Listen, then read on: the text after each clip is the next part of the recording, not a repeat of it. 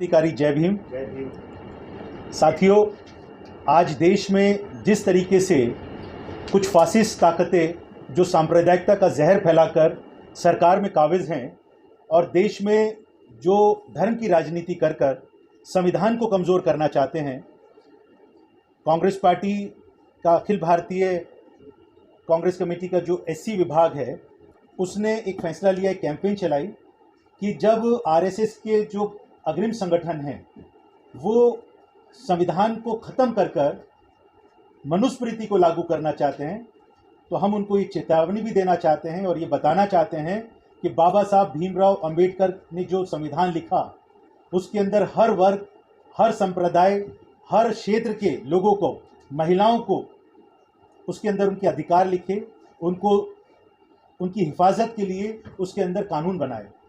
लेकिन आज जो मनुस्मृति को मानने वाले लोग हैं, जो मनुवाद को मानने वाले लोग हैं, उस विचारधारा के ऊपर सरकार चलाने वाले लोग उस संविधान को ख़त्म करना चाहते हैं। आरएसएस का जब गठन हुआ था तो उन्होंने फैसला किया था कि 100 साल जब पूरे हो जाएंगे, जो 2025 में होने जा रहे हैं, उन्होंने कहा था कि देश से संविधान को ख़त्म कर देंगे और यहाँ पर वो वर्ण व्यवस्था लेकर आएंगे, वो वर्ण व्यवस्था के जहाँ पर वंचितों को, दलितों को, गरीबों को गले के अंदर मिट्टी की हांडी बांधकर चलना पड़ता था कि अगर कहीं पर थूक आए तो उनको सड़क पे थूकने का अधिकार नहीं था, उस हांडी में थूकना हुआ करता था।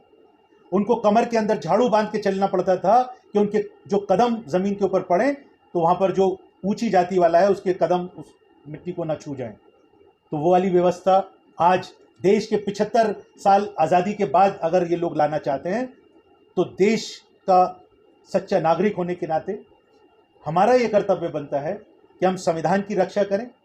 और उसके लिए हमने जो कैंपेन चलाया वो कैंपेन ये है कि हम उन लोगों को जो संविधान के मानने वाले लोग हैं, जो बाबा साहब भीमराव अंबेडकर को मानने वाले लोग हैं, उस हमारे कैंपेन के साथ में, उस मुहिम के साथ में जुड़ें, संविधान रक्षक बने। पूरे देश भर में अभी अखिल भारतीय कांग्रेस कमेटी भारत जोड़ो यात्रा निकालेगी। 14 प्रदेशों के अंदर ये यात्रा निकलेगी और 3500 किलोमीटर हमारे देश के बड़े बड़े नेता और उसमें स्वयं राहुल गांधी जी भी पदयात्रा करेंगे। उस भारत जोड़ो यात्रा करने का जो मतलब है वो ये है कि जिस तरीके से भारतीय जनता पार्टी आरएसएस की विचारधारा को आगे रखकर देश में आज बुलडोजर की राजनीति कर रही है, देश को तोड़ने का काम कर रही है, गरीबों को उजाड़ने का, किसानों को उजाड़ने का, महिलाओं के ऊपर अत्याचार करने का जो काम कर रही है, उसके उनकी वो विचारधारा है तोड़ने की, और कांग्रेस पार्टी जोड़ने का काम के लिए ये भारत जोड़ो यात्रा निकाल रही है। इसी के साथ में हम इसका फॉलोअप जो काम करेंगे, एससी, एसटी, ओबीसी, माइनॉरिटी, आरजीपीआरएस, कर्मचारी संगठन, असंगठित संगठन और फिशरमैन जो हमारे अलग डिपार्टमेंट्स हैं, हम सब लोग मिलकर संविधान बचाओ मार्च निकालेंगे। हर प्रदेश के अंदर हम लोग 75 किलोमीटर पदयात्रा करेंगे, लोगों को संविधान के बारे में बताएंगे। और जिस तरीके से भारतीय जनता पार्टी के और आरएसएस के अग्रिम संगठन जो धर्म संसद करके ये घोषणा करते हैं कि हम संविधान को खत्म करेंगे और वर्ण संविधान लेकर आएंगे जो वर्ण के ऊपर आधारित होगा,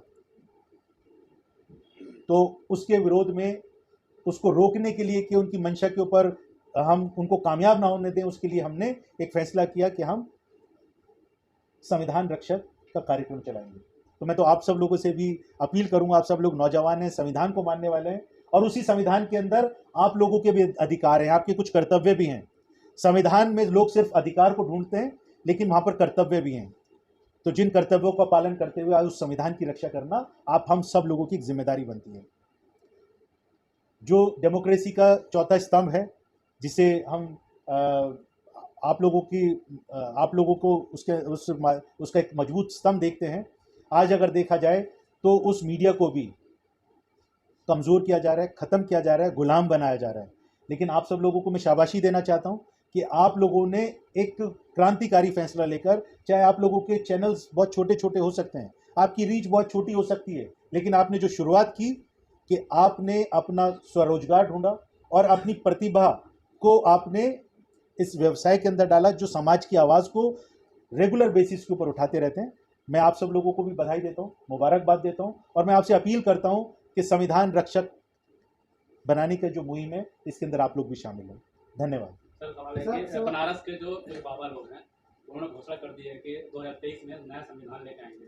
700 लगभग 730 पन्नों का संविधान बना रहे हैं और कह रहे हैं कि भगवा झंडा जो होगा वो, क्या कहेंगे सर? देखिए, मैं वही बताना चाहता हूं कि आज देश का संविधान खतरे में है। जो ताकतें आज सरकार के अंदर हैं वो करना क्या चाहती हैं? देश के अंदर अगर संविधान खत्म हो जाएगा तो जो हमारी बहन वहां पर कुर्सी पे बैठी, उसको कुर्सी पे बैठने का अधिकार नहीं होगा। जो छोटी जाति का उनकी नजर में जो है, जो वर्ण सिस्टम के अंदर वो छोटी जाति और बड़ी जाति जो बना रखी है, उसको जीने का अधिकार नहीं होगा, क्योंकि उसके ऊपर अत्याचार करना, महिलाओं का ऊपर दुराचार करना, बलात्कार करना, उनको मार देना, ये वाजिब है। तो ये जो मनुस्मृति का एक प्रारूप एक दूसरे तरीके से वो बनाकर लागू करना चाहते हैं, हम उसका विरोध करते हैं। सर, आपने भारत जोड़ो की बात करा है। प्रधानमंत्री नरेंद्र मोदी जी जब 2019 के जीत के बाद उन्होंने जब अपने कार्यकर्ता संबोधन कर रहे थे तो उन्होंने भी कहा था सबका साथ, सबका विकास और सबका विश्वास। वो भी एकता का प्रतीक दे रहे हैं और आप भी एकता का प्रतीक दे रहे हैं, दोनों में फर्क क्या है? आप बताइए कि सबका साथ सबका विकास कहाँ हो रहा है?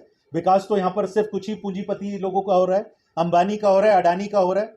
आज देश का नौजवान रोजगार मांगने के लिए जब आवाज उठाता है तो उसके ऊपर लाठीचार्ज किया जाता है। आज रोजगार के नाम पर वो अग्निपथ और अग्निवीर की जो कार्यक्रम लेकर आते हैं, जहां पर 17 साल का बच्चा जिसको फौज के अंदर भर्ती किया जाएगा, 4 साल के बाद में उसको रिटायर कर दिया जाएगा, मतलब एक्स सर्विसमैन उस 4 साल के बाद में 21 साल की उम्र में हो जाएगा। तो ये जो व्यवस्था लेकर आ रहे हैं उससे साफ पता चलता है कि सबका विकास और सबका साथ सबका विकास भारतीय जनता पार्टी का कोई नारा। भारतीय जनता पार्टी की आपने बात की, लेकिन कांग्रेस के तो जितने भी लीडर हैं या फिर बड़े लीडर या फिर छोटे लीडर की बात करूं तो वो तो सब छोड़ के बीजेपी में जा रहे हैं। देखिए, ये कांग्रेस पार्टी के नेता हों या कोई दूसरे नेता हों, ये राजनीति की मैं अभी जो बात कर रहा हूं वो देश के अंदर जो समाज की व्यवस्था है उसके ऊपर बात कर रहा हूं। राजनीति की अगर बात करें, ये खुला वो है कि किसी को भी अधिकार है, डेमोक्रेटिक कंट्री है, यहाँ पर कोई भी किसी विचारधारा के साथ किसी भी परिस्थिति के अंदर जाना चाहे तो जा सकता है। नड्डा जी ने कहा है कि 2024 के बाद केवल बीजेपी, केवल एक ही पार्टी रहेगी और पार्टियां नहीं रहेंगी। ये फैसला लोग करते हैं, जेपी नड्डा या भारतीय जनता पार्टी के नेता नहीं करेंगे। ये फैसला तो संविधान के अंदर वोट देने का जो अधिकार है वो वोट फैसला करेगा कि सरकार किसकी बनेगी, कौन जीतेगा और कौन हारेगा। सर, चल आप कांग्रेस से आपसे उससे रिलेटेड पूछूंगी कि जहां एक तरफ आप कह रहे हैं कि जनता फैसला करेगी, लेकिन वही जनता में ही कुछ लोग हैं जो कहते हैं, या फिर सत्ता में जो लोग हैं वो कहते हैं कांग्रेस खत्म है, तो इसका क्या मतलब? नहीं, कांग्रेस खत्म नहीं हो सकती। कांग्रेस एक आंदोलन का नाम है जिसने देश को आज़ाद कराया। देश के विकास में, देश के निर्माण में कांग्रेस पार्टी का एक बहुत बड़ा योगदान रहा है। और आज भी जिन PSUs को, पब्लिक जो सेक्टर अंडरटेकिंग्स हैं, उनको बेचकर जो भारतीय जनता पार्टी के लोग आज धन इकट्ठा कर रहे हैं वो कांग्रेस पार्टी की देन है। मैं इस बात का गर्व महसूस करता हूं कि हम लोग कांग्रेस से संबंध रखते हैं। आप लोग बार-बार ये कहते हैं कांग्रेस पार्टी आंदोलन का नाम है, इस बात का आप लोग को अहंकार है, होना भी चाहिए, लेकिन सवाल ये है अहंकार नहीं, इसका गर्व है हमको। गर्व मतलब होना भी चाहिए, बिल्कुल गर्व, अहंकार नहीं शब्द। ठीक है, लेकिन मेरा सवाल ये है कि बार-बार आप कह रहे थे मनुस्मृति लागू करने की बात की जा रही है बीजेपी की तरफ से, तो यति नरसिंहानंद एक तरफ प्रधानमंत्री कहते हैं कि भाई हर घर पे तिरंगा लहराया जाएगा और दूसरे बोलते हैं तिरंगा उठा के फेंको, यही सबसे जड़ है जिहाद का, फलना दिखा जो बोलते हैं, लेकिन आप लोग सड़क पर उतरे क्या? सिर्फ आप लोगों ने मीडिया में बाइट दे दिया, हाँ ठीक काम हो गया, खाना पूर्ति कर दिया, विपक्ष आप लोग क्या मीडिया में उतरे कि यहाँ एक तरफ गांधी जी को गोली मारी जा रही है, मध्य प्रदेश में होता है, सामने में दिखाया जाता है, और मैं इसके बारे में बता दूं, आप लोग कब उतरे सड़क पर दिखाने के लिए उनको गिरफ्तार करो, ये देशद्रोह है, देशद्रोही है या नहीं है? सुनिए, देखिए, मुझे अच्छा लगा आपने सवाल किया, क्योंकि आपको दिखाई नहीं दिया, तभी आपने सवाल किया कि हम सड़क पे उतरे, आपको पता ही नहीं चला। उसके पीछे एक बहुत बड़ा कारण ये है कि जिसको बोलते हैं गोदी मीडिया और मोदी मीडिया, वो हमको विपक्ष को दिखाना ही नहीं चाहता है। इसलिए तो मैं आप लोगों से अपील कर रहा हूं कि आप लोग जो हैं इंडिपेंडेंट जो अपने चैनल्स और प्लेटफॉर्म्स चला रहे हैं, आप नौजवान हैं, आज देश का नौजवान खतरे में है, देश का भविष्य खतरे में है। मीडिया को तो उन्होंने खरीद लिया, गुलाम बना लिया। तो इस वजह से मैं आप लोगों से अपील करना चाहता हूं कि ताकि ये विपक्ष की आवाज दिखाई दे, लोगों की आवाज दिखाई सुनाई पड़े, उसके लिए आप लोगों को सक्रिय होना पड़ेगा।